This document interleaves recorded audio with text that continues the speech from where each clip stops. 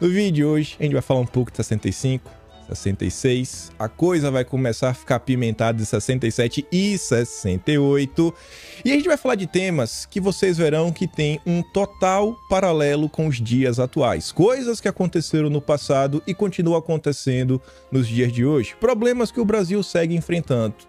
Na primeira parte, a gente vai explicar o nosso caso, nosso ponto de partida. Eu sempre gosto de explicar, né, como é que o dossiê saiu do papel. O vídeo hoje é dossiê do início até o fim. Vamos começar mostrando isso, para depois começar a falar do que aconteceu na época. A reação política quando tentaram subverter a ordem e a democracia no Brasil, a nossa soberania nacional.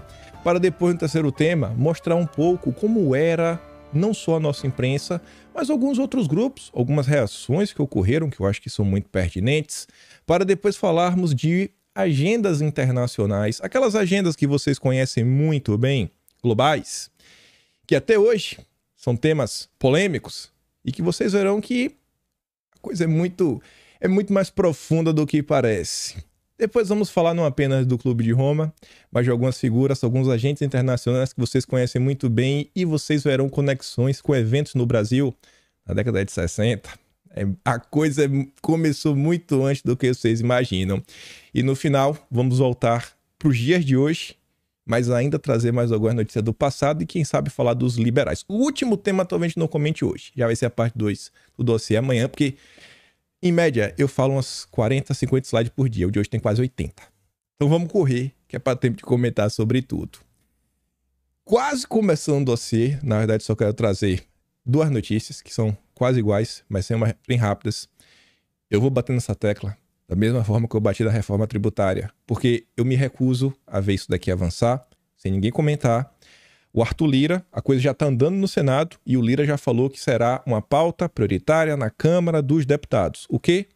Regulamentação no mercado de créditos de carbono. O Lira falou isso ontem no evento lá em Recife, né? Fórum do Nordeste. Tá ali, ó. Arthur Lira afirmou que as propostas legislativas que contribuem para a transição energética e para a economia focada na sustentabilidade do país estão entre as prioridades dos deputados neste semestre.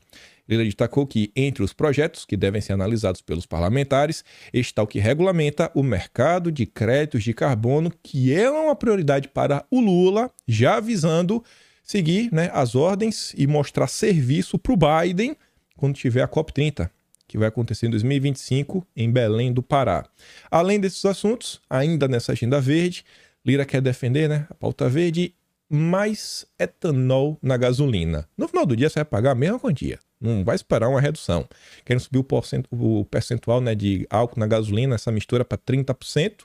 Os produtores de etanol no Brasil vão sair ganhando. Inclusive tem aquele empresário bem forte, grande doador da Turma do Amor. Vocês devem saber quem ele é. E eu acho que ele vai ficar muito feliz, né, se isso for aprovado. Mas enfim, vamos começar. Essa aqui é uma postagem que a gente vai voltar nela lá na frente. É mais uma daquelas que vocês olham, não, eu já vi isso aqui diversas vezes. O que é que tem de mais? Eu te digo. Perfil, né? USA, em português. Mulheres e jovens de comunidades indígenas, com profunda conexão com a natureza, tornaram-se defensores dos direitos territoriais no Brasil por meio de um projeto da USAID, uma instituição vinculada ao governo americano. Olha só, gente. O governo americano está preocupado em formar defensores dos direitos territoriais no Brasil. Que coisa linda, né? Eles estão tão preocupados com a nossa história. A gente vai voltar nisso lá na frente. E aí vocês vão me dizer. Eu quero que você memorize o sentimento que você teve agora em seu coração lendo isso. Uma possível indignação. Depois que a gente vê várias coisas e a gente volta nisso. Você sabe que eu não falo coisas de forma aleatória. Mas vamos começar. O dossiê de hoje, para explicar, né? Estava eu ontem, na verdade para mim já era hoje, mas ontem para vocês, estava de boa, meu dia, eis que recebo o print de uma folha, na verdade a foto de um pedaço de um livro, né? Um parágrafo. E nesse parágrafo, como vocês podem ver ali, tá falando que um exemplo disso foi a contundente exposição feita no Congresso Brasileiro em 12 de fevereiro de 1968, pelo então líder do MDB, o hoje ilustre senador Bernardo Cabral, quando denunciou o caráter malthusiano de iniciativas como o projeto dos Grandes Lagos Amazônicos do Instituto Edison dos Estados Unidos. E mais uma pauta muito polêmica, que envolve não poder ter bebês. Eu falei, meu Deus do céu, o que é isso aqui, rapaz? Mais uma história para ser investigada. Aí eu fui na Biblioteca Nacional, né? Botei lá, Instituto Edison. Instituto Edison, botei, achei uma notícia. E essa notícia já chamou muito minha atenção. E já era aquele momento que eu falei, ih, rapaz, vai virar dossiê. Vai virar dossiê. O meu amigo que me mandou a imagem, eu vi a notícia, aquela ali, ó, um vidente. Instituto Hudson, né? Tá aqui, grifado de verde. Deixa eu ver se dá pra ver aqui, que a imagem tá muito pequena. Tá aqui, ó. Essa palavra, ó, Kahn. Na verdade tá aqui, ó. Primeiro, Hermann Kahn. Na hora que eu vi essa palavra, eu falei, Instituto Hudson, Hermann Kahn, não é possível, não é possível. Eu acho que vários de vocês estão se perguntando, por que, menino? Por que não é possível? Mas tá ali. Eu mando a imagem pro meu colega que mandou aquela foto, eu digo, rapaz, eu não faço ideia que parada é essa de Hudson. Mas quando pesquisei, semana passada, sobre o Clube de Roma, esse Hermann Kahn apareceu em diversos momentos. Eu já sabia disso. Eu falei, rapaz, meu Deus, eu já vi esse nome. É o nome que apareceu naquele cenário. Tem treta, mas tem treta. Já sabia que ia virar um dossiê. Era só questão de pesquisar. E aí, dito certo. Só para relembrar, episódio 1400, dossiê Med Lula. Em determinado dossiê, trago essa página da revista Manchete, de tempos atrás, que fala, como no livro de Orwell, né, 1984.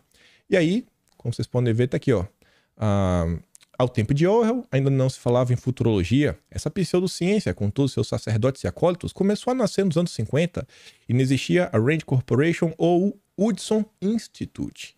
Hermann Kahn não tinha desencadeado seus poderes de sociólogo vidente ou de astrólogo graduado. Eu falei, ih, rapaz. Aí depois vai o Clube de Roma. Toda a turma que queria ditar o futuro do planeta. Eu falei, tem coisa aí, hein? Tem coisa aí, vamos atrás dessa história, vamos tentar entender. E aí eu fiquei nessa, né? O que é esse tal dos Grandes Lagos da Amazônia? Que esse instituto estava tão interessado em se debruçar? E aí, melhor do que procurar sites atuais, eu falei, não, quero olhar os jornais da época. E para minha surpresa, teve um veículo que foi se encontrar pessoalmente com o Sr. Kahn, na verdade, falando no Instituto Edison, para tentar entender todo o ocorrido.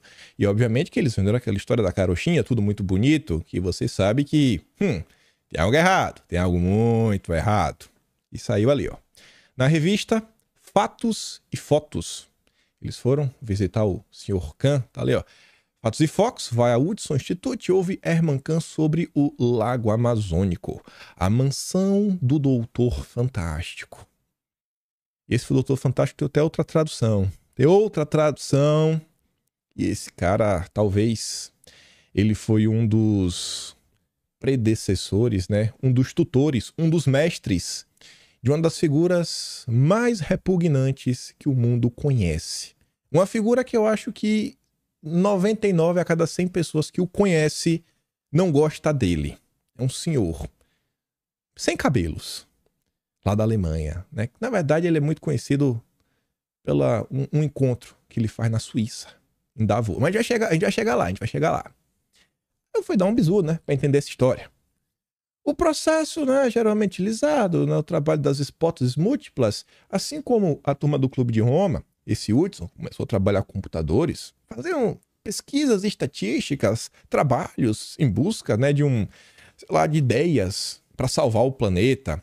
Aí lá para tanto diz, né, desde sua fundação, o Instituto tem dado prioridade a problemas militares e de política externa, geralmente sob encomenda do Pentágono.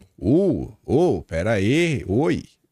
Quem diz isso é o fundador do Instituto, para não restar dúvidas, para depois não ver a empresa lá. O cara falou com todas as letras.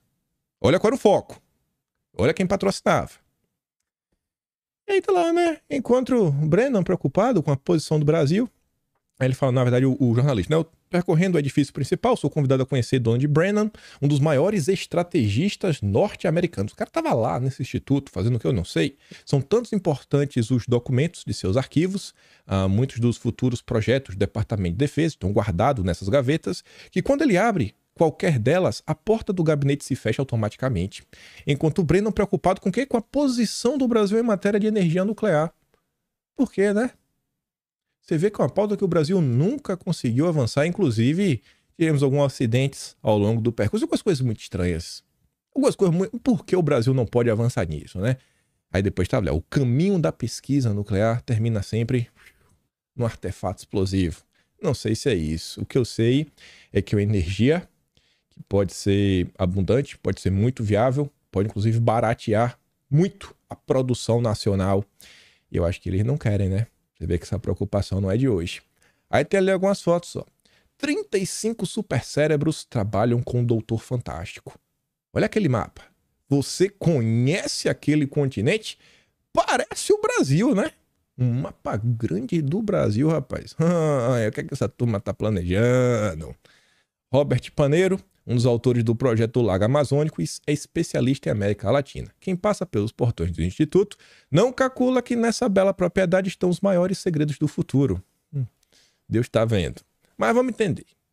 A turma queria meio que criar algumas barragens na Amazônia para alagar a Amazônia.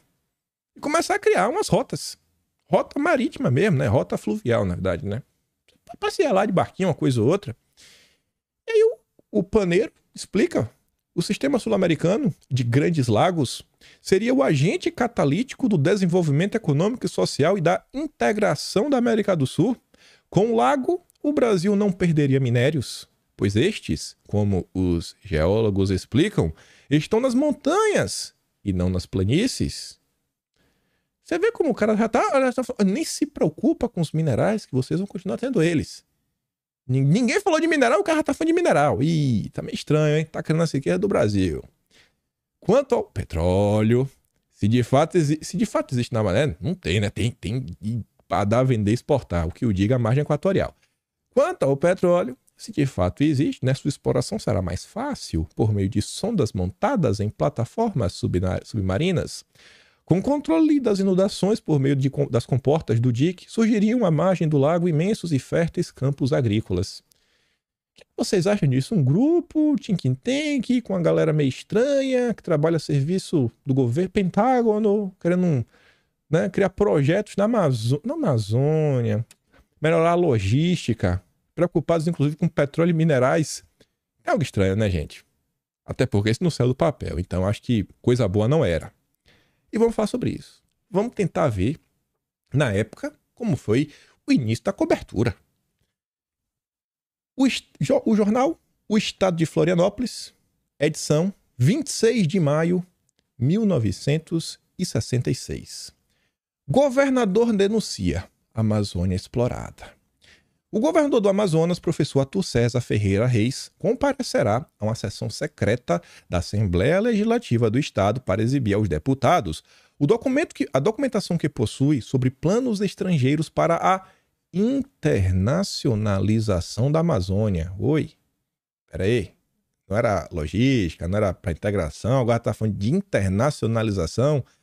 Me lembrando aquela história do Instituto Internacional da Lei Amazônica, que tentaram meio que 20 anos antes, 1949. O deputado Braga Júnior, em nome do governador, comunicou-lhe do MDB, deputado Bernardo Cabral, que o professor Arthur Reis reservou o direito de marcar a data da sessão secreta, uma vez que está recolhendo documentação nova sobre o assunto. Aí depois fala, né, que o deputado Bernardo Cabral, nome da oposição, né, vai falar, já está denunciando o Hudson Institute, entidade privada que realiza pesquisas para as Forças Armadas dos Estados Unidos, né? Respondendo ao requerimento, o governador afirmou em ofício que tem conhecimento da existência de propósitos profundamente perigosos ao exercício da nossa soberania sobre a Amazônia. Diante disso, o líder da oposição sugeriu que o governador debatesse o assunto com os parlamentares. O governador reclamou sessão secreta, pois os documentos que vai exibir são os que levou ao conhecimento do presidente Castelo Branco e das autoridades do Conselho de Segurança Nacional. Coisa séria. Após o governador do Amazonas da época mostrar os documentos para os deputados, o deputado Bernardo Cabral viu que era sério e decidiu fazer o quê? Abrir uma CPI. Meu Deus, a gente tem que investigar. Que história é essa, irmão? Tá tudo errado. Está tudo errado. Tribuna da Imprensa, Rio de Janeiro, 13 de fevereiro de 1968. 2 anos depois, 1 ano e meio depois. A oposição na Câmara quer saber, através de CPI, quais os objetivos reais do Hudson Institute, que pretende construir o chamado Grande Lago Amazônico. Entre os motivos que colocam o MDB contra a ideia está o fato de que o lago separará a Amazônia do resto do país, deixando a região mais dependente dos Estados Unidos. Aí você se pergunta, né? Pô, mas será que isso aqui é verdade? Isso aqui é muito irreal. Isso aqui é difícil de acreditar que eles tentaram inventar uma coisa dessa. Aí, vamos para o site oficial da Câmara dos Deputados. Olhar a biografia do Bernardo Cabral. Lá na parte de atividades parlamentares, o que ele participou durante sua vida, enquanto parlamentar? CPI sobre planos do Hudson Institute para construir o Grande Lago da Amazônia. 1968, Assembleia Nacional. A parada aconteceu. Mas se debruçar mais pela CPI, acho que olhando a consequência, vai dar para entender o meio de campo. Mas a gente vai voltar. Mas eu quero continuar falando um pouco sobre esse deputado. O deputado Bernardo Cabral. Depois ele foi senador. Foi relator da Constituinte. De Manaus para a História do Brasil. Existe um livro sobre o Bernardo Cabral, na verdade sua biografia. Ela foi escrita pelo Gaetano Antonácio. Aqui está sendo divulgado. Ó. Quem quiser conhecer um pouco mais sobre a vida de um dos maiores defensores da Amazônia, que o Brasil já teve, vai poder fazê-lo a partir do dia 5 de dezembro, quando será lançada a segunda edição de Bernardo Cabral, o jurista, o político, o intelectual. Em seguida, aí conta várias coisas na vida dele, né, etc. Leu. Em seguida, a vida profissional de Bernardo foi uma sucessão de atuações em cargos públicos. Ele foi promotor substituto, delegado de roubos e furtos, chefe de administração, secretário de segurança, secretário do Interior e Justiça, chefe da Casa Civil, procurador jurídico e fazendário, conselheiro da OAB do Rio de Janeiro, deputado federal e... Olha que informação interessante. Ele foi deputado federal quando teve o seu mandato cassado em 1969, um ano após a CPI. Um ano após. Segundo esta nota, segundo o cara que fez a sua biografia, ele atribui a sua cassação após requerer a criação de uma CPI que denunciava a criação do gigantesco Lago Hudson na Amazônia e idealizado pelo americano Herman Kahn. Um deputado civil com problemas, perdendo o mandato por questionar o que o meu amigo Biden estava fazendo. Não é possível. Esse daqui é um relato. Os outros relatos que existem é que ele perdeu o mandato por causa do AI-5. Mas fica naquela, né? Falei, pô, o Gaetano Antonácio, ele escreveu a biografia do cara, né? Não acho que é qualquer livro. Ele fez uma pesquisa para fazer esse tipo de afirmação. Não acho que isso aqui estaria na internet de forma aleatória. Mas tudo bem. Vamos dar uma voltada no tempo para a gente tentar entender mesmo. Será que tem algum tipo de lastro na realidade? Algum tipo de pressão internacional em cima de um deputado nacional? Não é possível. A gente nunca viu isso, né? A gente nunca viu. Se bem que com o Bolsonaro agora aconteceu algumas coisas estranhas. Mas tudo bem. O jornal. 17 de fevereiro de 1968. Tá ali a manchete. Cabral denuncia pressão contra a CPI sobre o lago. O vice-líder do MDB, deputado Bernardo Cabral, denunciou ontem no Palácio Tiradentes a existência de um esquema de deve ser pressionado, né? Acionado por funcionários da Embaixada dos Estados Unidos no Brasil, junto aos parlamentares, com o objetivo de impedir que o Congresso Nacional investigue em profundidade as vinculações do projeto do Lago Artificial da Amazônia com interesses norte-americanos no país. O Bernardo denunciou pressão internacional. O parlamentar posicionista disse ter experimentado pessoalmente a pressão exercida de deputados que passaram a preocupar-se em estudar os problemas amazônicos dentro da perspectiva de contribuir para a integração dessa vasta região aos frutos do desenvolvimento e cultura nacionais. O senhor Bernardo revelou que pouco depois de ter entregue à mesa da Câmara o requerimento de constituição de comissão parlamentar de inquérito sobre o projeto do lago artificial, assim que ele entregou o requerimento para a abertura da CPI, ele foi procurado por um funcionário da Embaixada dos Estados Unidos, vem aqui conversar, que reside em Brasília, que lhe solicitara informações sobre sua pretensão de organizar a CPI. Segundo o parlamentar, o funcionário desceu a detalhes, indagando-lhe se o requerimento continha o número regimental de assinaturas. Você já tem assinaturas? Você já tem? O cara quer saber, tá meio preocupado? Depois de ter recebido do dirigente oposicionista as informações solicitadas, o funcionário da Embaixada dos Estados Unidos disse ao deputado Bernardo Cabral que era bom que viesse a ser constituída a CPI para investigar o projeto do Hudson Institute, porque o seu governo não tem qualquer ligação. Não vem falar dos Estados Unidos. Sai de perto de mim. Senão eu vou chamar o meu amigo Biden. Vou chamar o amigo Biden. 17 de fevereiro de 1968. E agora, Jornal do Brasil. Relatando algo muito similar. Vice-líder do MDB acusa americanos de tentarem impedir CPI sobre o lago. O deputado José Bernardo Cabral, vice-líder do MDB, declarou ontem que diplomatas norte-americanos tentaram impedi-lo de constituir a CPI de inquérito que vai investigar os planos do Instituto Hudson na Amazônia. Há um deputado da Arena que me disse que meu nome seria colocado no index do Departamento de Estado. O seu nome é para a lista vermelha da Interpol, basicamente isso, né? E respondi que eu não estava no exercício do mandato parlamentar para outra coisa, senão para a defesa dos interesses brasileiros. O que a gente vê nos dias atuais? A gente vê o nosso Pacheco, Rodrigo Pacheco, indo para os Estados Unidos, se encontrar com os zongueiros, na verdade não é qualquer zongueiro, são aquelas organizações tipo a USAID, vinculadas ao governo americano, como era o Hudson, para falar, pessoal, os Estados Unidos estão meio apreensivos com a nossa democracia. Você vê vassalos. Você vê vassalos. Aqui é a época que a gente tinha brasileiros. Agora a gente tem vassalo. Olha a diferença. Diário de Notícias, também no dia 17, reportando a mesma coisa. Americanos atentos à CPI do Hudson. O deputado Bernardo Cabral vê nesta vigilância exercida sobre o Congresso a mesma que se verificou quanto à constituição da CPI de terras e minerais. Alguma coisa, não consigo ver outra palavra, né? Uma nítida e indébita interferência estrangeira em assuntos internos do país. Aí eu falei, peraí. Quando eu li isso, eu falei, peraí, irmão. Não era CPI do lago?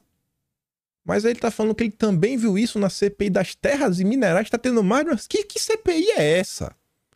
Pra que eu fui pesquisar, né? Lá vamos nós tentar entender um pouco que CPI é essa de terras. Pois bem, vamos voltar uns meses. 19 de outubro de 1967. Americano diz a CPI, né? Ele deve milhões ao IBRA, mas não paga. Devo, mas não pago. O norte-americano, Stanley Amo Selig, maior latifundiário do Brasil, declarou ontem à CPI da Câmara sobre venda de terras a estrangeiros que não pagam imposto ao governo brasileiro e que já compareceu ao Senado americano para explicar suas atividades no Brasil. Meu amigo Biden, é o Brasil hoje, né? Você falar com o Biden, tá tudo resolvido. Você não precisa falar com o Lula? Lula é o vassalo? Quem reportou isso foi o Correio da Manhã. Só jornais disponíveis na Biblioteca Nacional. Aí eu fui colher, não é possível, velho. Esse Correio da Manhã deve ser fake news. Vamos olhar, estamos no Jornal do Brasil. 19 de outubro de 1967. Selig diz que seus lucros com terras do Brasil são a prova de imposto de renda. Ele se achava isento de pagar imposto de renda pelos lucros aqui obtidos por achar que só deve estar o compromisso ao seu governo. eu vou pagar pro Biden. O Biden da época, né? O meu amigo Biden. Aí eu falei, não é possível. Aí eu continuei pesquisando. Correio da Manhã, 29 de outubro de 67. Aí a coisa foi indo nessa CPI de terras para estrangeiro, venda. Descoberto novo latifúndio que engenheiro tem. E a gente vai voltar para falar do Hudson. A maior concentração de terras brasileiras em poder de estrangeiros foi descoberta casualmente em consequência das investigações que a Comissão Parlamentar de Inquérito da Câmara está realizando sobre o assunto. A Bolt Carriers Co., empresa norte-americana, possui mais de 2 milhões de hectares em terras à margens do rio Jari, um afluente da margem esquerda do rio Amazonas, que separa o território do Amapá do Pará. Tais propriedades equivalem à área da maior ilha fluvial do mundo, né, que é Bananal, e a mais de 4 vezes a extensão da Guanabara. A região é considerada promissora em que diamantes, ouro, cassiterita, de acordo com o levantamento do Departamento Nacional de Produção Mineral, constantes no Plano Decenal de Pesquisas Minerais. É ou não é? O Brasil de Lula mudou nada. É os zongueiros e meu amigo Biden. Faz o que quer. Quem é o problemático? É o garimpeiro. O problemático é o garimpeiro. Quando é o americano? Não. Quando é o norueguês? Não. Tá deixando, né? A esmola, o fundo da Amazônia, tá? Então tá liberado. Explora aí. Tá de boa. Ninguém vai encher teu saco. Mais uma. Essa daqui eu trouxe porque eu fiquei assustado. Porque foi a fala do ministro da Justiça na época. Aí que a gente volta para 68, 29 de março de 68, Jornal do Brasil, os maiores jornais da história do país.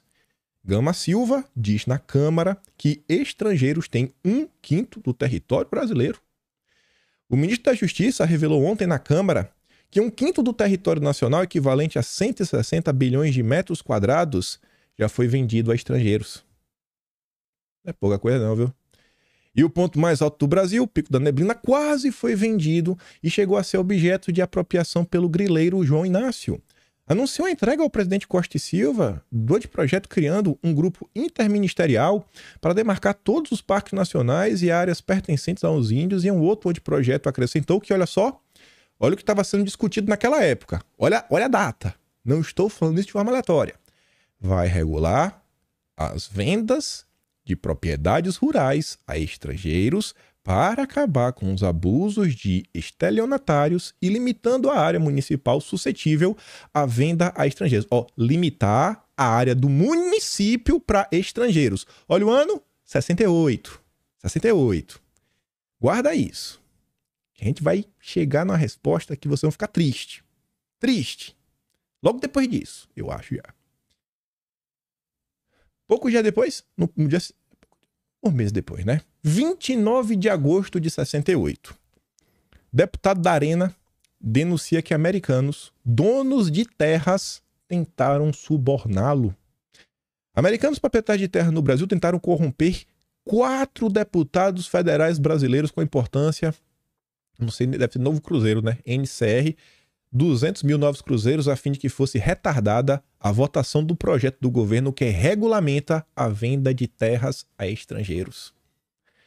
Será que os deputados de hoje, os gloriosos deputados da esquerda e do centrão, será que eles, né, iam peitar o lobby internacional com dinheiro? Tentavam corrompê-los? Será? O que é que vocês acham? E veja ali, vamos tentar retardar a votação. Estava sendo votado um projeto para regulamentar a venda território municipal, botar um limite. Por que eu estou insistindo nisso? Para a gente ver para os dias atuais. 15 de dezembro de 2020, Senado aprova projeto que autoriza a venda de até 25% de área de município a empresa estrangeira. Na matéria do Globo, tem essas 2 linhas que eu acho que vocês vão entender tudo. O texto, apoiado por parlamentares, revoga, destrói a legislação da década de 70. Sabe que legislação que a gente está falando, né? Vocês estão entendendo qual foi o contexto da época? Quando foi proposta essa legislação, o que é que estava acontecendo no Brasil? Estávamos nos surrupiando, como sempre. Esse é o nível dos parlamentares no Brasil hoje. E essa turma que votou isso daí, basicamente, continua no Congresso. Isso daí, inclusive, né? Não fala nada. Vamos continuar. Vamos continuar pra gente voltar a falar dos Hudson. E também falar, né, de como eram um pouco as coisas do passado. Pra gente ver que já tivemos dias melhores. Gente, vocês veem muito bem como é hoje a imprensa no Brasil. Como a imprensa relata qualquer coisa. Se aparecer algum super cientista, tipo o Átila, olha o nível, né? Se apareceu o Átila falou, faz isso, é ciência. Quem for contra, meu amigo, não queira saber o que vai acontecer com você. Não vá contra o Átila. Não vá contra a Rede Globo. Não vá contra a ciência acima de tudo. Quando vem uma ordem da ONU, rapaz. Quando vem uma ordem do meu amigo Biden, um grande democrata, rapaz, não vá contra. Você não quer saber o que vai acontecer com você. A própria Globo se encarrega de avançar com a narrativa. Mas no passado, quando essas coisas aconteciam, coisas que eu acho que hoje continuam revoltando só a população, já tivemos uma imprensa que escreveu esse tipo de nota. Lago é plano para alijar a Amazônia do domínio pátrio. Vocês conseguem ver essa nota? Eu tenho certeza que vocês conhecem algum fato no Brasil hoje que eu acho que segue mais ou menos esse caminho. Algum tipo de ação que envolve grupos neogovernamentais. Vocês sabem que grupos são esses, né? Ih, rapaz.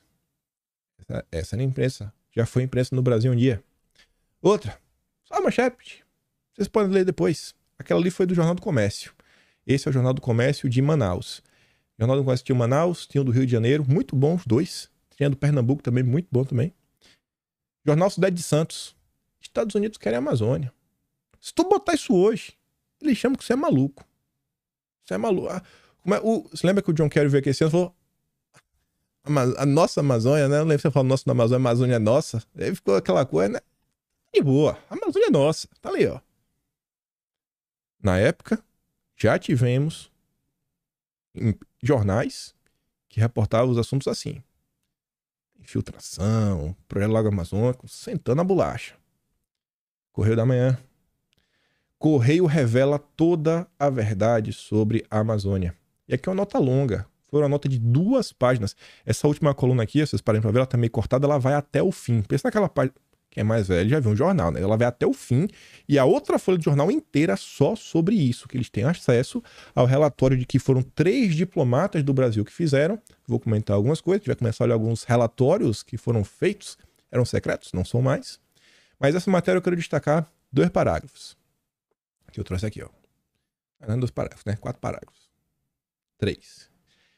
O Correio da Manhã apresenta hoje, na íntegra, o relatório secreto redigido por 3 diplomatas brasileiros que estiveram a serviço do Ministério das Relações Exteriores estudando as características do Hudson Institute, tá? Instituto Hudson.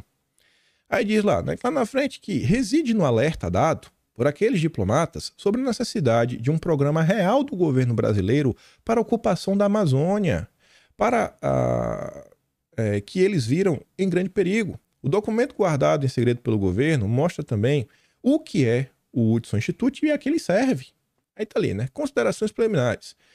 É uma entidade de pesquisa, planejamento de política internacional e dos problemas de segurança dos americanos, embora caracterizados como uma entidade privada, sem fim lucrativo, embora eles falassem que eram ongueiros, trabalham em estreita vinculação com o governo daquele país, conforme se depreende do fato de que mais de 85% de seu orçamento provém de contratos com agências oficiais norte-americanas, especialmente o Departamento de Defesa. No vídeo de ontem, e várias vezes, e você já deve ter visto isso também em outros locais, quando você olha os zongueiros no Brasil, você vê de quem eles recebem, né? A sua ajudinha, quem que os patrocina, e você vê que tem grupos ligados a governos de outros países, quando não, assim, que é uma união de países, tipo a União Europeia. Mas é pelo bem do Brasil, é pelo bem da Amazônia, e ai de você que se questione. Aceite sem reclamar. Vamos continuar. Continuando o bisu, né? Eu vi isso daqui. Quarta-feira, 15 de outubro de 69. Esta notícia é rigorosamente verdadeira. O Instituto Hudson, de Herman Kahn, fez uma nova tentativa junto ao Ministério do Interior, no sentido de oferecer sugestões para um estudo mais aprofundado com vistas ao aproveitamento da Amazônia. Dentro da concepção rudosiana, o Ministério do Interior, pelo seu secretário-geral, Henrique Brandão Cavalcante, foi lacônico em sua resposta. Arquive-se. O secretário da época falou, irmão, arquiva. Mais uma vez, eles insistiram tentando tirar esse plano do papel. Aí, nossa, perguntei no Twitter, pessoal, vocês têm alguma informação sobre isso? Mas não tinha lá um santo que falou, Kim, além da Biblioteca Nacional, Kim, tem um acervo nacional. E ele botou um monte de print. Na hora que eu li, eu falei, eita, rapaz, que sprint é esse, irmão? Eu li logo aquele nome ali, ó. Fundo Estado-Maior das Forças Armadas. Eu falei, eita, dossiê. Eu falei, dossiê eu gosto, viu? Dossiê eu gosto. Vamos dar uma olhada. Eu fui atrás aqui só mostrar pra vocês, né? Quem nunca abriu o site do acervo nacional tem que fazer o login pra entrar. A Biblioteca Nacional tu só acessa. Aí um desses dossiês, ó, essa é a primeira capa. Amazônia. Interesses internacionais. Olha o que já foi o governo do Brasil. Você vê hoje o governo do Lula, entreguista, sabota a Petrobras, impede a Petrobras de explorar a margem equatorial, né, que o Lula indicou a Marina, de propósito, escolhida a dedo. O Lula tá vindo aí, regulamentação do mercado de carbono, PAC Verde, cidades inteligentes, toda a agenda para impedir o Brasil de se desenvolver, né? Mas ele não, é pelo bem da mangaia, mas vai dar certo, tem muito dinheiro, transição energética, beleza? Aí você vai pegar esse relatório da época, esse aqui é o documento, tem lá o carimbaço confidencial. Ingerências externas na região amazônica. As sucessivas ingerências externas na região amazônica podem ser presumidas, entre outras, através das seguintes ocorrências. Diversas tentativas de alienação da Amazônia com vista à exploração de seus recursos minerais e vegetais, destacando-se. Olha o que esse relatório destacava. Esse relatório tem muito mais itens que eles destacam, mas os dois primeiros. A criação do Instituto Internacional da Eleia Amazônica em 1949, a gente já comentou sobre isso. Evento este sustentado pelo EMFA, resultando, no entanto, na criação do INPA, Instituto Nacional de Pesquisa da Amazônia, em 52. Ainda que não tenha saído do papel, acabou criando um INPA, que está aí até hoje. E outro problema, que o governo dos militares na época detectou, a pretensão do Instituto Hudson ainda em 1965, mas você vê que a preocupação no Brasil começa em 66, um ano depois, e isso aí só chega no parlamento, no Congresso mesmo, em 67, em 65, que apresentou o projeto de construção do sistema de grandes lagos sul-americanos, ligando Brasil, Venezuela, Colômbia, Peru, Bolívia, Paraguai e Argentina, através do interior do continente, tendo sido obstaculizado pelo EMFA, que se manifestou oficialmente contrário a ele como lesivo aos interesses nacionais. EMFA é Estado-Maior das Forças. Aí, lá na biblioteca, no Acervo Nacional, eu achei esse documento. Esse documento aqui é do caramba.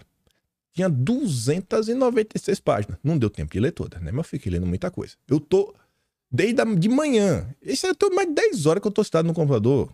Chega, sabe quando tu tá com um short que a bunda tá meio suada já? É como eu tô. Tá aí, mais agora, né? Tá primavera, tá meio esquentando. Mas enfim. Eu trouxe pra você ver. Ó o carimbão aqui, ó. Confidencial. Isso daqui é um documento, gente, um documento gigante. O cara estava em Bogotá, na Colômbia, porque eles também estavam tentando avançar com esse plano em outros países da América Latina. Tá lá, ele relata um monte de coisa, traz um monte de coisa. E tá aqui no final, ó. Peço atenção a Vossa Excelência para o fato que o senhor Mário Zanzerna Pinson, que ocupou no seminário do tema Amazônia no ano 2000, parágrafo 23 e seguintes, foi recentemente ao Rio de Janeiro a convite do Hudson Institute, a fim de estar presente na reunião ali levada e feita com participação daquela entidade. Esse daqui é 1º de setembro de 1970, correspondência especial, secretário de Estado, tá vendo aí? E aí nesse documento, o que eu achei interessante, que não dá para ler ele todo, mas umas coisas para vocês verem. Você lembra daquela história que falava, não, Tu acredita que no livro dos Estados Unidos eles nem estão preocupados com a Amazônia, pô. Tu lembra dessa história que fala que não, ninguém tá nem pro Brasil? Tu lembra disso? Tu lembra que eles falavam sobre isso? Pois bem. Olha as matérias que já saíam em jornais, revistas internacionais na década de 60, falando do Brasil. Le Grand Projet de Mise en Valeur de l'Amazon. Não sei nem como é que se fala isso, mas eu acho que é francês. Eu acho que é francês. Ali. 19 de abril de 1968. Le Figaro.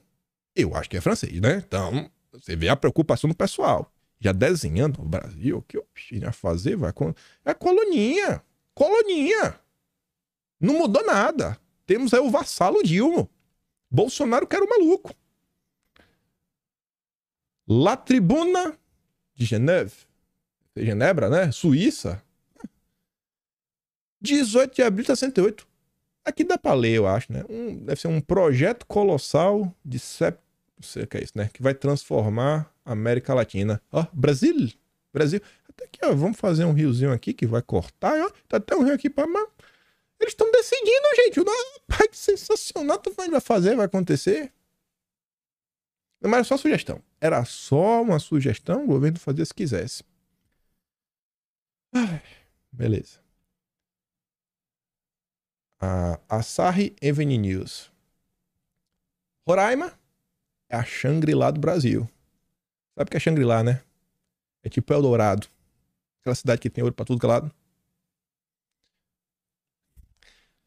Eles nunca ligaram pro Brasil. Nunca. Isso daqui era um relatório que foi secreto por muito tempo, né? Depois de 85, eles devem ter tornado tudo público, né? Acho que cai esse negócio de sigilo. Tá aí pra todo mundo que quiser ler. As matérias que saíam na época ao redor do planeta.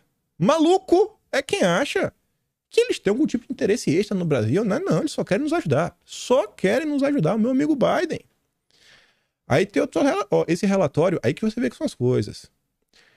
A primeira notícia que a gente traz é de 66, do governador do Amazonas, falando com os deputados, mas você vê que um ano antes, porque eu falei, a gente vai falar de 65 também, naquela época, graças a Deus, a gente tinha um governo que, entre os trancos e barrancos, tava ligeiro, ó. Pedido de busca, número 801, 12 de maio de 1965. Secreto. Acho que nem sei se é 12 de maio, né? Porque eu tô vendo aqui esse 12 no final. Deve ser maio de 65. Secreto. Ele tá ali, ó. Dados conhecidos. Fundação Hudson está realizando levantamento dos projetos em curso ou já experimentados na Amazônia, está objetivando, trabalhando em proveito na Colômbia. Seu programa provavelmente terá apoio do BID. Qual é o BID? Banco Mundial. Mas vamos continuar que tem muita coisa. Aqui é mais um relatório também, ó.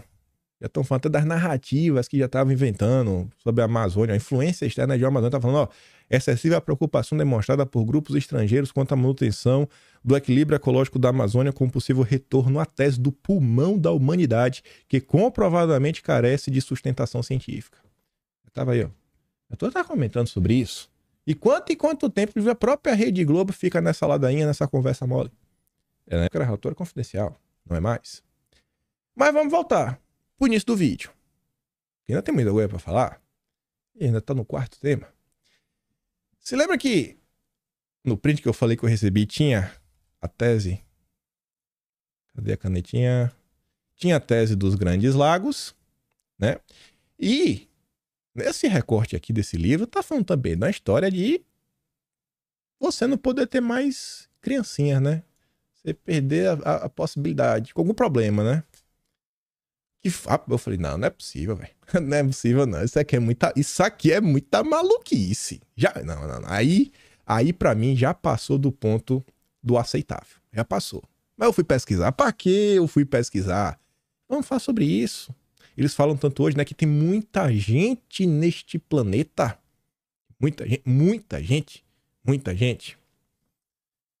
Correio da Manhã, 15 de dezembro de 1967. Martins quer pacificação para a defesa da Amazônia. Era lá a manchete. Vamos dar uma olhada. Em um parágrafo. Isso foi em 67. O senador Márcio Martins que esteve nos Estados Unidos durante 3 meses, na qualidade de observador do Congresso, junto à delegação brasileira à Assembleia da ONU, regressou profundamente sobressaltado com o interesse de alguns círculos do governo americano e de extensas camadas da elite dirigente pela Amazônia. De tal modo, impressionaram as observações feitas nos Estados Unidos, que dirigiam uma exortação ao presidente Corte Silva no sentido de que promova a pacificação do país para que o regime assim internamente fortalecido possa resistir à cobiça que se desenvolve em torno da Amazônia e as pretensões externas contra a política do café solúvel, dos fretes marítimos e da energia nuclear. Eles não querem. Eles não querem que nós tenhamos. A gente não tem até hoje. E o senador, que o presidente do Hudson Institute, o senhor Herman, elaborou um minucioso plano sobre a Amazônia, em cujo contexto preconiza, inclusive, a limitação da taxa de natalidade no Brasil. Rapaz, não diga isso. O que, sem entender, explicação de organismos assistenciais americanos para impedir, né, para fazer com que a taxa de natalidade ela caia. O que é que está acontecendo? O que é que está acontecendo? Eu falei, não, essa notícia aí, não dá para levar a sério. E eu continuei pesquisando. Amazônia, a cobiçada. Jornal Cidade de Santos, 17 de dezembro de 1967. Vamos dar um bisu. Aquela parte tá ali, ó. Pretensões do Hudson. O professor Rocha Diniz admite que não é difícil descobrir o que ocultam os estudos e planos do Hudson Institute e a respeito afirma. Ultimamente, a imprensa tem noticiado uma série de fatos graves, como os contrabandos de ouro e pedras preciosas e minerais estratégicos da Amazônia para países vizinhos e daí para as grandes potências. Também a questão de não poder ter filho, promover isso daí em massa. Em Goiás, feita por elementos religiosos, e agora o escândalo das compras de terra no norte de Goiás, na região mais rica do manganês e ferro, quase na divisa com a Venezuela e as Guianas. Tudo isso faz parte de um processo, no qual está inserido o Hudson Institute. Seus supercérebros voltados para os problemas estratégicos do presente e do futuro conhecem mais do que ninguém as potencialidades e a importância da Amazônia. Eu falei, rapaz, que onda é essa, viu? Aí eu falei, não, deve ter, vamos dar uma chance. Vamos dar mais uma chance. Correio da Manhã, 25 de fevereiro de 68. Missionários. Novas notícias estão surgindo sobre atividades suspeitas de estrangeiros na Amazônia, missionários. Das colunas dos jornais, essas notícias extravasaram para CPIs na Câmara Federal e em várias assembleias estaduais. As primeiras acusações foram suas campanhas para, bagunçar e não poder ter mais criancinhas de mulheres da nossa Hinterlândia induzidas ao uso de das coisas lá. E ainda recentemente, o representante no Brasil da Hudson Institute confessava em conferência pública que os estudos preliminares do projeto do Grande Lago foram feitos por missionários. Mesmo missionário que tem essa confusão. Como se vê, há uma convergência de fatos. Poder ter bebês, estudos hidrográficos, pesquisas mineralógicas e geológicas, que não pode representar mera coincidência. É uma convergência suspeita. Eu acho que aqui está errado. Eu acho que é fake news. Porque hoje no Brasil, em 2003, já está comprovado cientificamente que o Brasil é o país das coincidências. Isso aqui é apenas uma coincidência. Apenas uma coincidência. Mas vamos continuar na insistência. 14 de dezembro de 67. Geógrafo denuncia. A Amazônia está ocupada. Era a manchete. Aqui vocês conseguem ver essa palavra, né? Esterilização. Entendeu, né? Já entenderam. Tá aí no texto. É o contexto. Mas acho que essa daqui encerra o assunto.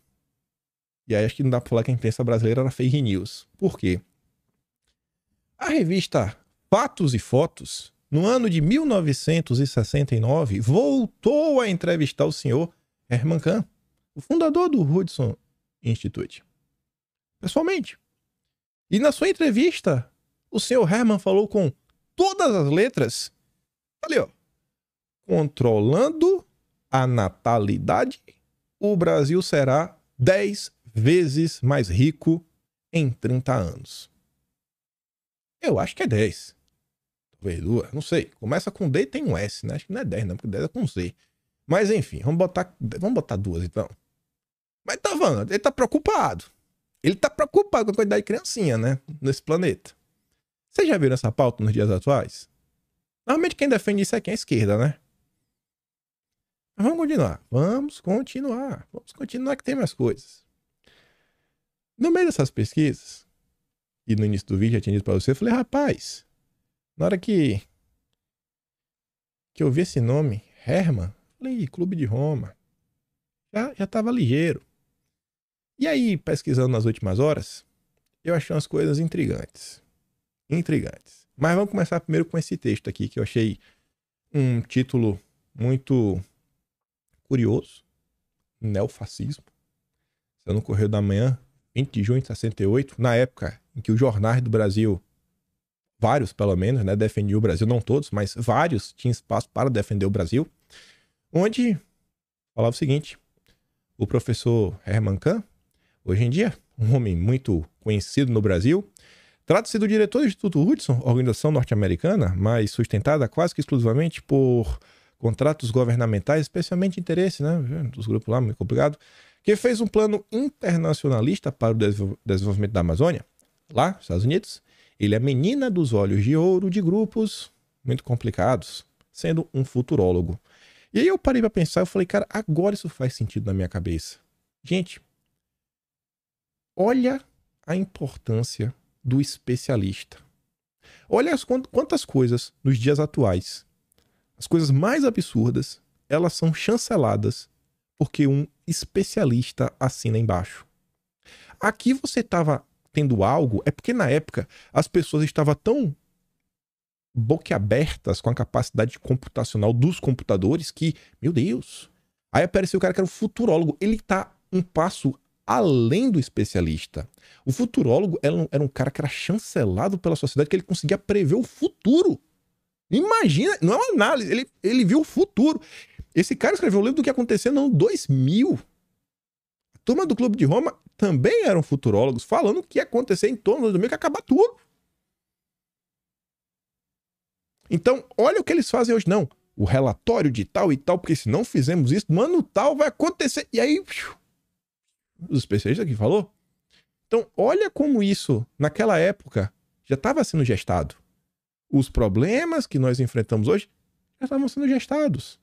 Tava ali, ó, tava carregando. Agora continua, acabei conhecido na entrevista, falando umas coisas lá, né, tal, prevendo isso aí, né. Não deixa de ser curioso a coincidência de alguma das formulações do professor Kahn com ideias sustentadas pelos uns grupos aí, né, e pelos nacionais só. Sabe aquela turma da década de 40, lá na Alemanha? Então, esse texto tá falando, rapaz, as ideias que esse cara defende tá levando a gente nessa mesma linha. Tá ruim. Contra o líder, não quer aquilo outro, vamos aqui fazer uma filtragem, tentar encontrar uma galera geneticamente melhor. Tá meio estranho. Olha as ideias que essa turma anda defendendo. Falei, rapaz, nos dias atuais, oh meu Deus, a gente tem tanta coisa similar que a imprensa passa pano. Mas é que chegou no ponto. Mais uma vez na revista Fatos e Fotos, baita revista, ela e revista Manchete, eu encontrei aquela nota. Vocês sabiam que esse Kahn, na gestão do Kennedy, era basicamente um conselheiro de Estado ao lado do Henry Kissinger? Você deve saber que é o Kissinger, né? Ele tá vivo até hoje, tá com 100 anos, foi até no País Vermelho esses dias. Não é qualquer um. Olha o nível do cara do Hudson Institute. Aí falava assim, uma equipe diferente também na Casa Branca. Mudou, né? Sob nova direção, mas os conselheiros continuavam por lá. Além dos membros do gabinete, ainda um punhado de outros auxiliares de Nixon em condição de influir na orientação do novo governo. O primeiro, mais principal, né? O Kissinger, que vai ocupar o cargo, papapá, pipipi. A mesmo que acredito que Kissinger foi juntamente com Herman Kahn. Além do Kahn, o Van Braun. Eu falei, peraí, mano. O Van Braun também? Não me diz isso. Aí já começou eu comecei a me bater por dentro, já comecei a ficar nervoso. Eu já comecei a ficar meio nervoso porque eu lembrei de um print. Um print que tava o Van Braun. Falei, não me diz isso. Que print é esse? 15 de novembro de 71. Isso aqui a gente comentou no mês de junho. Está no Atlas Brasileiro de junho. Simpósio Internacional de Administração reunirá especialistas na Suíça. Esse simpósio, que na época era Simpósio Internacional de Administração, é o que virou o Fórum Econômico do seu amigo Klaus. Você conhece o Klaus? Aquele carequinha? Então, é o que virou na época. Aí eu lembrei do Van Braun. Eu falei, meu Deus, não é possível. Quem estava lá? No segundo fórum, o Van Braun. Amigo do Kahn. Aí eu li aquele nome ali, ó. Esse grifo de verde ali embaixo, King Alexander, esse grifo era meu. Eu falei, não, velho. Não é possível. Não é possível. Eu devo estar maluco. Quando eu li esse nome, aí eu falei, mas quem? Será que deve ser algum rei Alexandre? Eu falei, não é rei Alexandre. Porque se fosse algum rei, o Jornal do Brasil ia colocar o rei Alexander. Não, velho. Meu Deus, velho. Não é. E o que tá na minha cabeça? Não é King Alexander, é Alexander King. Aí quando eu vi ali, ó, Organização Europeia de Colaboração Econômica, eu falei, não, velho, OEEC, né, que seria o acrônimo em inglês. Eu falei, não acredito. Olha quem estava lá, já no segundo, desde a fundação dessa porcaria. Sabe quem é o Alexander King? Cielo. Site de artigos científicos, principalmente da área da ciência. Esse artigo é de 2020. Pelos bastidores da OCDE, embates e perspectivas sobre educação e desenvolvimento econômico. Aí tá falando nesse artigo basicamente quando foi que a OCDE, dos países ricos, começaram a se importar com a educação. Em maio de 58, que a educação passou a figurar como objeto de preocupação da OCDE. À época, agruparam-se no órgão várias divisões internas da antiga Organization for European Economic Cooperation, que é OEEC. A constituição do OSTP foi realizada sob a coordenação administrativa do Comitê de Pesquisa Científica, especificamente de sua direção de assuntos científicos, então sob a liderança de Alexander King. É esse aqui que estava o cara da OCDE, foi na gestão dele, que a OCDE falou, educação é um ponto principal, vamos doutrinar. É o cara que tava no Fórum Econômico. Mas quem é esse cara? Porque eu sabia quem era ele. No próximo parágrafo. Alexander King foi um químico britânico que, em colaboração com o empresário italiano Aurelio Pesce, ajudou a fundar o Clube de Roma. O Alexander King é o fundador do Clube de Roma e tá na fundação do Fórum Econômico. Em 1960, ele se tornou diretor-geral de Educação e Ciência da OCDE, quando ocupando o posto até sua aposentadoria em 74. Aí você, que adora um liberal pra chamar de seu, que tá doido pra entrar na OCDE, toma aí, ó. Essa é a OCDE. É a mesma porcaria da ONU. Não muda nada. Aí tinha outra coisa. Mas a gente vai voltar a falar dessa turma. Vamos voltar. Mas só coincidência, né? Eu tava lá na revista Manchete lendo, aí eu vi assim, Herman Kahn, à beira da piscina, né? Hipocrisia é importante.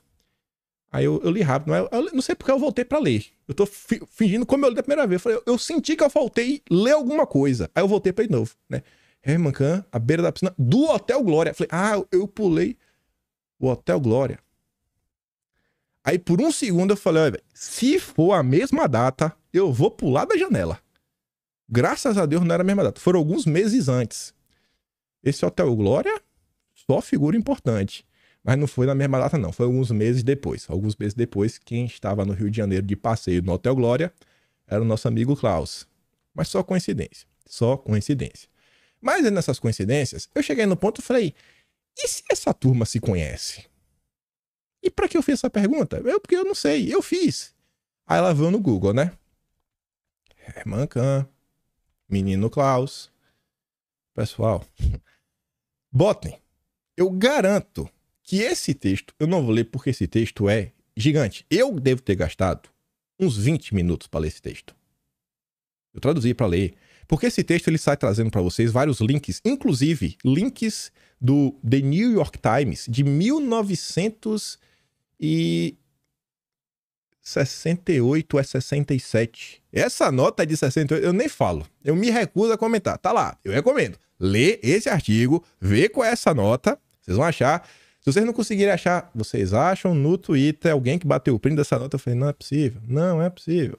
Mas essa nota basicamente fala o seguinte, né? Que teve um organismo aí do governo americano que deu um patrocíniozinho para Harvard fazer um curso. E quem estava nesse curso de Harvard com patrocínio desse grupo, que quem palestrou as aulas foi o Kissinger, era o garoto Klaus. Uma baita coincidência. E aí, nessa nota também mostra, além dos vínculos com Kissinger, os vínculos do Klaus com o senhor Herman Kahn. Aí você pode ficar satisfeito com essa informação, ou você pode pesquisar, que eu recomendo. E esse texto é sensacional. Óbvio que está todo traduzido aqui, mas eu recomendo. Recomendo demais. Tá falando, o Fórum Econômico não foi uma ideia que o Klaus teve da cabeça dele. Foi algo mais profundo. Mais profundo. Aí, nessa nota, ele não só fala do Klaus, do Kissinger, mas essa nota também fala do Clube de Roma. Que vocês já viram que em 72, o Alexander King estava lá. Pois bem, no site lá, o site oficial, que é o Fórum Econômico, aqui no cantinho, não tá dando pra ver, mas é o oficial, tem lá o histórico. As coisas mais importantes que aconteceu em cada ano. Em cada ano. Sabe o que aconteceu no ano de 73? O Fórum de 73 ficou marcado pelo Manifesto de Davos, tipo o Manifesto Comunista. Um documento das tratativas, das regras. Da regra que a gente concordou, esse documento aqui, todo mundo que assinou, todo mundo concordando. Esse aqui vai ser tipo o nosso código de ética. Além disso, o Fórum de 73 ficou marcado, né, no terceiro simpósio europeu de gestão, o nome da época. Largou seu enfoque europeu, né, moldar o seu futuro na Europa, então. 2 acontecimentos marcaram a reunião. Um foi o Manifesto de Davos. E o outro, Aurélio Pesei, industrial italiano, fundador do Clube de Roma, fez um discurso resumindo os limites do crescimento. Isso que marcou o Fórum 73. Então, você está entendendo que o que a gente vive hoje, o que a gente tem que passar nos dias atuais, não é o que surgiu agora, é algo que está aí há mais de 50 anos. Mais de 50 anos. Aí eu clamo para você. Eu abri o vídeo falando da regulamentação do mercado de carbono. Tu acha que a regulamentação do mercado de carbono é besteira? Olha tudo o que está acontecendo nos últimos 50 anos neste país. Tu acha que não é um assunto que merece um mínimo de importância? Tu acha que o imposto do pecado da reforma tributária não merece um mínimo de importância? E terceiro, tu acha que esses parlamentares da direita que foram eleitos por causa de Bolsonaro, tu acha que eles estão lidando com atenção devida os assuntos sérios do país, ou eles estão muito ocupados botando marca d'água e notícia clickbait atrás de clique? E tu acha que eu tenho direito de estar puto da vida ou não? Aí eu voltei. Como é que tu se sente agora vendo essa postagem? Ao SID. Treinando aí, né? Os seus defensores territoriais no Brasil. Como é que tu se sente vendo isso agora? Depois de todas as notícias que tu viu. Tu sente da mesma forma quando tu viu no início? A WWF teve um curso também de gestão de territórios este ano, junto à FUNAI, com patrocínio da USAID. Como é que tu se sente vendo essa foto agora? Já tá com hora e 4, mas ainda tem um tema, que eu sou teimoso. Só pra mostrar que é outra coisa, né? Uma das maiores ONGs do Brasil, porque é uma ONG que agrupa várias ONGs, que é o Observatório do Clima. Ela foi criada numa reunião do USAID, no documento oficial do USAID de 2002. Você encontra, tá aqui, é o traduzido, no Observatório do Clima, foi criado em 2002. A ideia dessa rede de 26 ONGs, criadas para monitorar projetos do clima no Brasil, nasceu de uma reunião da USAID sobre o meio ambiente em 2001, em Salinópolis. Você acha que essa pauta ela é importante ou não? Você lembra daquela nota do Financial Times falando do meu amigo Biden para garantir a democracia no Brasil, que Bolsonaro ia aprontar? Você lembra disso? Você acha que esses assuntos eles são importantes? Se a gente quer lutar pela soberania nacional, pelo desenvolvimento da nação, para tirar ferrogrão do papel, para garantir a soberania energética do Brasil, para ter muita energia em quantidade suficiente, para a Petrobras finalmente poder começar a explorar a margem equatorial, e o Lula deixar de ser um vassalo. Mas tem mais coisa, tem mais coisa. E o vídeo de hoje deve dar quase 1h20. Mas eu não vou deixar de falar disso. Aí eu quero relembrar a notícia desses dias. O senhor Pacheco estava lá nos Estados Unidos, em Washington, vendo Dória. Falando que ele estava, né, sob a apreensão dos americanos com a estabilidade política do Brasil. E não é qualquer americano. Ele estava no... Aqui foi uma postagem que eu botei, né, com até a embaixadora. Eu só faltei colocar a postagem dela também falando, ó, se vocês querem aí que o território não sofra nenhum problema, né, a democracia fique de boa, vamos continuar fazendo acordos bilaterais, multilaterais, né, trabalhando juntos. E aí eu lembrei na época no vídeo, né, Pacheco sinaliza trâmite mais lento, no marco temporal no Senado, parlamentares alemães, envia cartinha para Pacheco, não, Pacheco, não. Você trabalha para os ungueiros. Ungueiros unidos venceremos. E aí o Pacheco falou que não é que só foi o governo, os americanos. Foi durante o que ele ouviu no Wilson Center. Que é do Woodrow Wilson, né? Que é mais um órgão ligado ao Departamento de Estado. Esses são os políticos que a gente tem no Brasil. Só que eu tenho que trazer uma mais. E agora os liberais vão ficar malucos. Mas meu compromisso é contar a notícia. Se eu ver a notícia, eu tenho que contar. Eu sinto o prazer de contar essas coisas. Eu falo assim, nossa, eu tenho que compartilhar essa notícia. Eu sinto isso. Eu gosto de contar histórias. Pois bem, pesquisando sobre a turma, pesquisando sobre o nosso Herman Kahn, do Hudson, ele veio ao Brasil, gente. Dar uma palestra. Sim. Tem algumas informações extras sobre isso. No prefácio que escreveu para o livro do Herman Kahn, quem escreveu esse prefácio? O senhor Roberto Campos. Vocês conhecem o Roberto Campos? Vocês devem conhecer o Roberto Campos Neto. Esse daqui é o avô dele. Olha aí os nossos liberais. Ele escreveu o prefácio. Não, mas ele só escreveu um prefácio, Kim. Ele só escreveu um prefácio. Beleza. Kahn veio explicar no 2000. 11 de novembro de 69. Foi o ano que ele veio no Brasil. Que foi lá na piscina do Hotel Glória. Ele foi recebido no Brasil, no aeroporto, pelo ex-ministro Roberto Campos. Ele só escreveu um prefácio. É porque ele recebeu no aeroporto porque ele escreveu um prefácio. Tá bom. 14 de dezembro de 67. Então vamos voltar lá para a época da confusão, que tinha até a CPI. Vamos ver um parágrafo. Depois de passar praticamente despercebido vários dias em nosso país, seguirá hoje para Buenos Aires Robert Paneiro, que foi aquele que a gente tá lá no início do vídeo, do primeiro tema, de costa, uma calcinha jeans coladinha, com o mapa grande do Brasil, escrito assim em cima, os 35 supercérebros. Aquele é o Robert Paneiro, tava lá no Hudson Institute. Tava no Brasil, despercebido.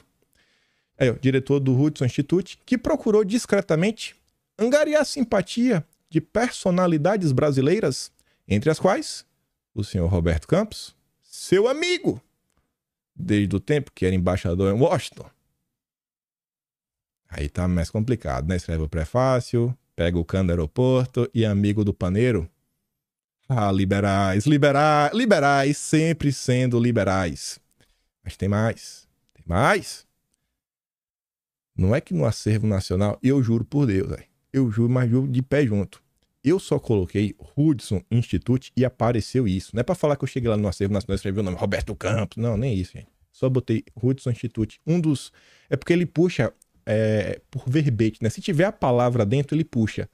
Pois eu não encontrei um desses documentos que era secreto no passado, da década de 70. Ali o nome, ó. Artigos de Roberto de Oliveira Campos em O Globo, de 68 a 72. Olha que combinação. Juntou nosso amigo liberal, amigo da galera estranha, escrevendo no Globo. Eu falei, meu Deus, véio, vou ter que dar uma olhada, né? Tem vários artigos.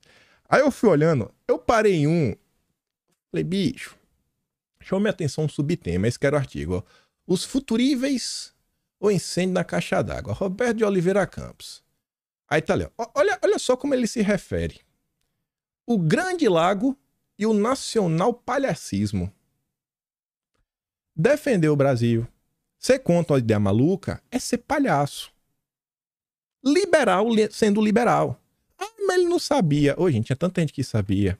Tanto deputado lá falando, mostrando coisa, fazendo denúncia. Essa desculpa no colo, o cara foi ministro, o cara não é orelha seca. Ele não era o tia do Zap. Ele não era a tia do Zap da época. Porque na época a tia do Zap não tinha internet, não tinha nada. Né? Ele não era, na verdade, o afegão médio. Aí em outro momento ele fala, ó, demagogia de proporções. Ele tira a onda, que é o papo de hoje em dia, né? Vocês acreditam em cada maluquice. A recente exploração demagógica do problema expõe-nos a um ridículo mundial. O subdesenvolvimento é triste demais para ser agravado com áreas de palhaçada. Entre as imbecilidades circulantes na praça figuram as seguintes, ó. A turma trata isso tudo aí como uma conspiração do Pentágono. A turma é maluca. Não tem nada a ver, né? Nada a ver. O próprio Khan falou. A gente recebe ali, ó. O governo, não, isso aqui, 80... Não. Maluco é você. O cara da entrevista fala. Já tinha entrevista na época? Não, mas o maluco é você. Maluco é você que acredita nisso. E o Roberto Campos, avô, ainda falava que era maluquice achar que tinha alguém interessado, né, na cobiça das riquezas da Amazônia. Tá achando que eu tô mentindo? Procura lá esse texto pra tu ver se ele não falou isso. Nossos liberais. E aí teve um fato que também me chamou a atenção, que eu vi, né? Falou, pô, o cara era embaixador. Embaixador ligado nos Estados Unidos, né? Foi quando ele conheceu o Paneiro. Ganhou as amizades. Tem outro nome, né? Também no Brasil. Dessa época. Banqueiro. 10 anos antes. Que a gente já comentou. Foi na época da CPI dos Rockefeller.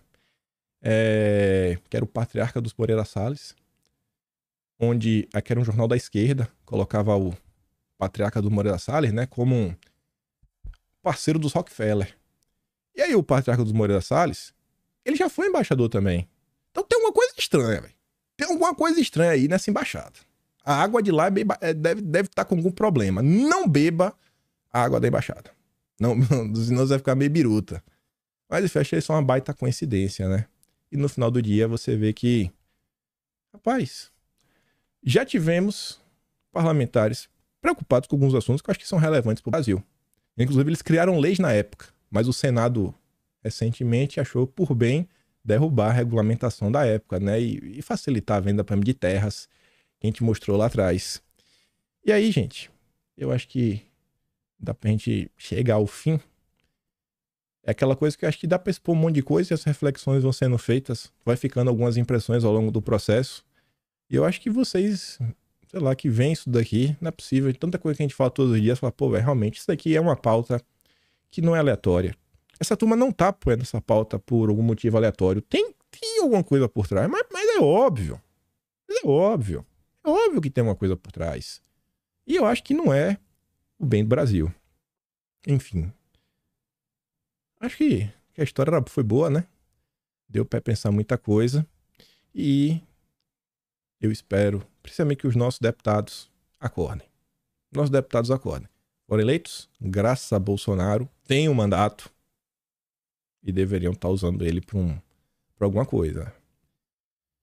Você vê, assim, só para encerrar, né? Qual era a frase de Bolsonaro? Brasil, acima de tudo. Deus, acima de todos. Brasil, Brasil, Brasil, Brasil.